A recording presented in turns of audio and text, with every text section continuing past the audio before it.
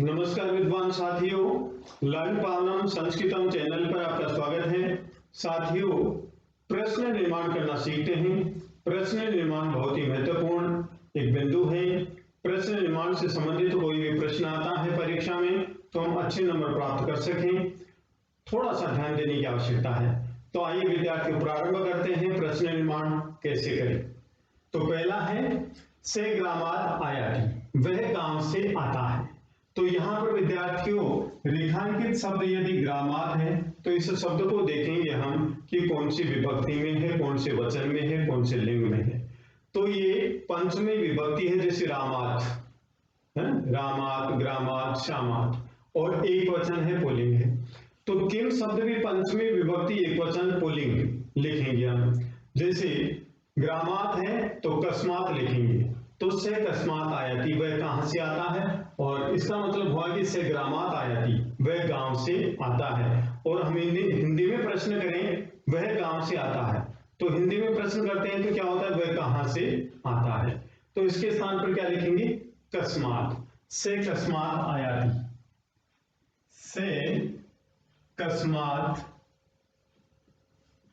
आयाति, वह कहां से आता है। कई बार ऑप्शन में कस्मात नहीं दिया हुआ रहता है और ऑप्शन में दिया हुआ होता है कुत्रतः, कुत्रतः ऐसा ऑप्शन में दिया हुआ रहता है, कस्मात नहीं दिया हुआ रहता है विद्यार्थियों।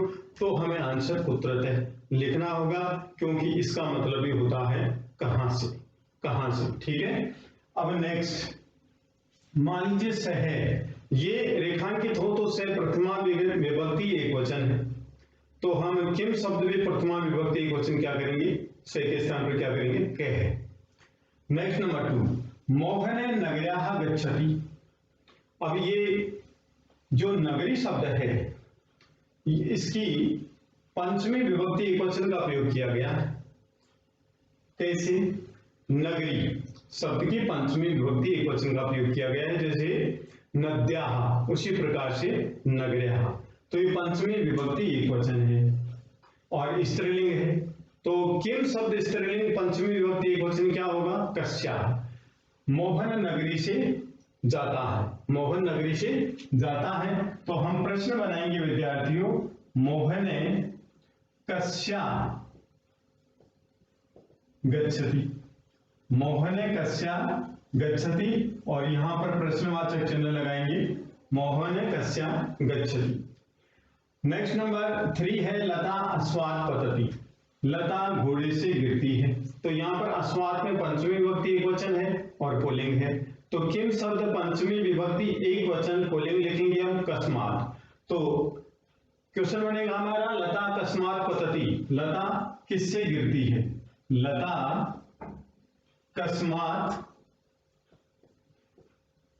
पतति, लता किससे गिरती है, ये प्रश्न बन गया।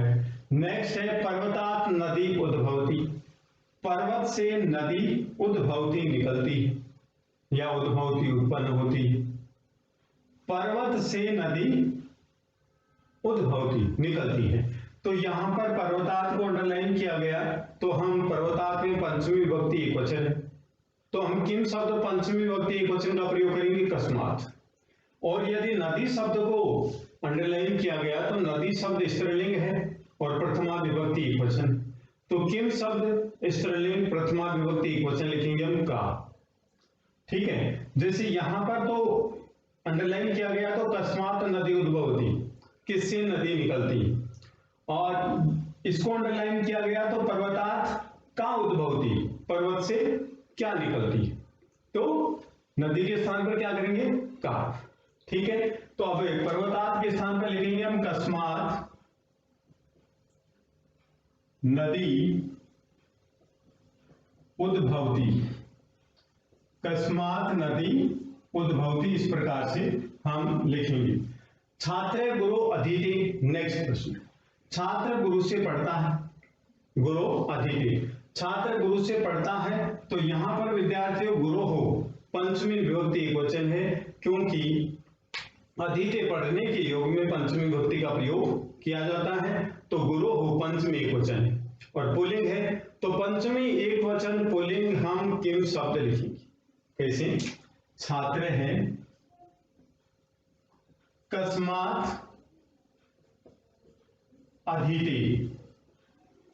छात्र कस्मात अधीते, छात्र किससे पढ़ता है? ये प्रश्न हमारा बना। नेक्स्ट प्रश्न है बालिका अध्यापिका या पढ़ती। पढ़ने का नेक्स्ट है बालिका अध्यापिका से पढ़ती। तो यहां पर बालिका को अंडरलाइन किया गया। बालिका किससे पढ़ती या कौन अध्यापिका से पढ़ती? तो इस प्रकार से बालिका प्रथमा विभक्ति एकवचन है तो हम किम शब्द भी प्रथमा विभक्ति एकवचन लिखेंगे का।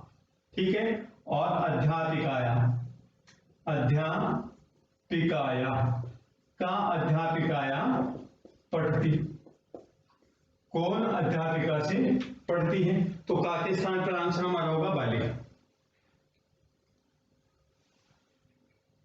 नेक्स्ट बालिका बालके भी साधुतरा। लड़कियां लड़कों से साधुतरा अच्छी हैं। तो यहां पर देखिए विद्यार्थियों बालके भी, यहां पर तरफ प्रत्यय है साधुतरा, श्रेष्ठ तरह, दो में तुलना की जाती है वहां पर तरफ प्रत्यय होता है तो वहां पर पंचमी विभक्ति का प्रयोग किया जाता है। तो यहां पर बालिकाएं लड़कियां लड़कों से क्या है? अच्छी। तो यहां पर लड़कियां लड़कों से साधु तरह अच्छी। यहां पर बहुत सारे लड़के हैं और बहुत सारी लड़कियां हैं, बहुत सारी लड़कियां बहुत सारे लड़के, और यहां पर साधु तरह प्रयोग किया गया। तो विद्यार्थियों यहां पर जो बालके पे है ये पंचमी विभक्ति बहुवचन है, पंचमी विभक्ति बहुवचन है। तो किम शब्द पंचमी विभक्ति बहुवचन क्या होगा? कस्मात, काभ्याम, के भी। तो बालके पे के स्थान पर क्या लिखेंगे? के भी। तो लिखेंगे, प्रश्न बनाएंगे बालिका के भी साधुतरा, साधुतरा,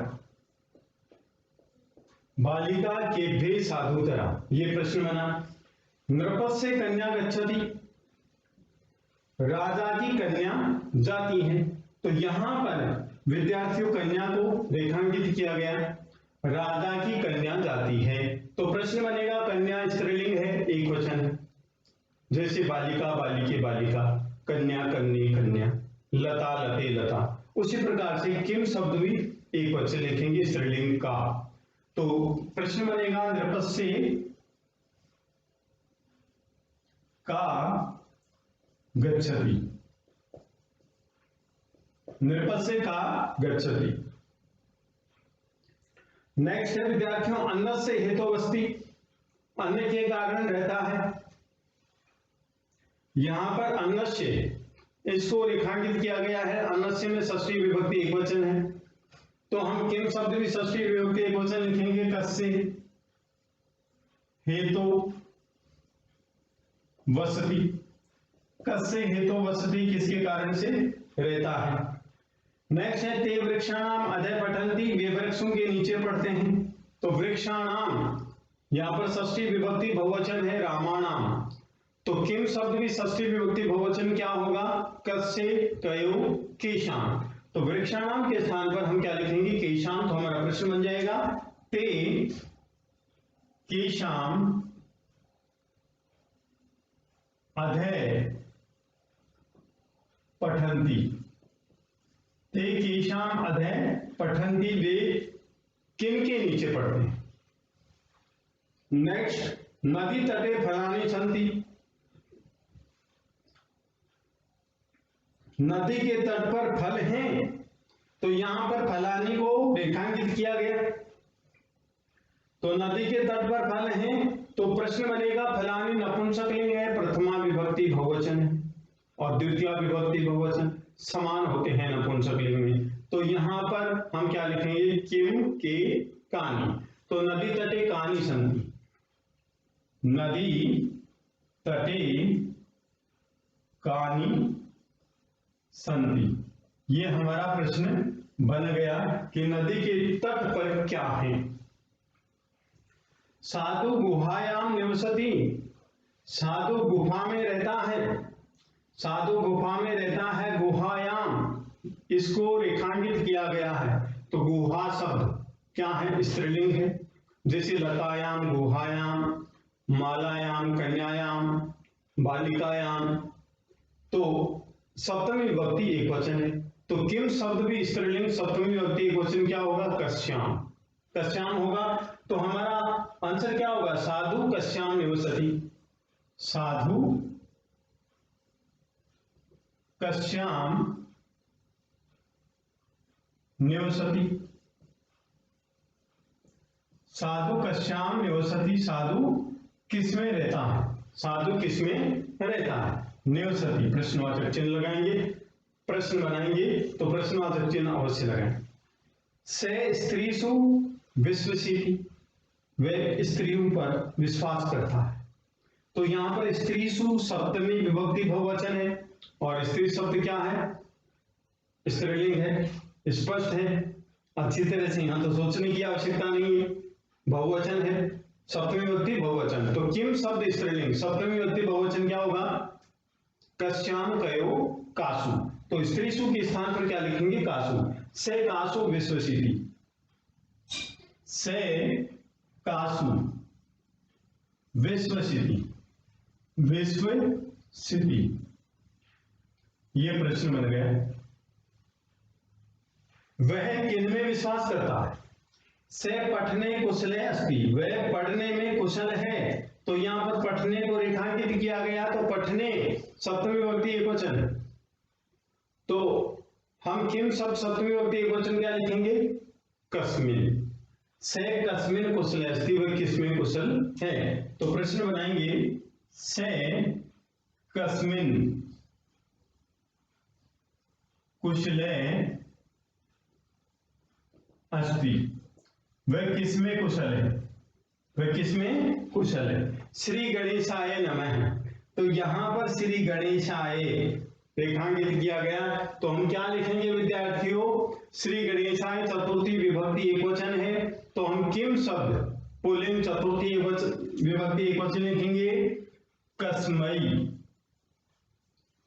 नमः, कस्मै नमः। इस प्रकार से चतुर्थी विभक्ति एकवचन का प्रयोग करेंगे विद्यार्थियों। तो विद्यार्थियों इस प्रकार से हम प्रश्न निर्माण करते हैं।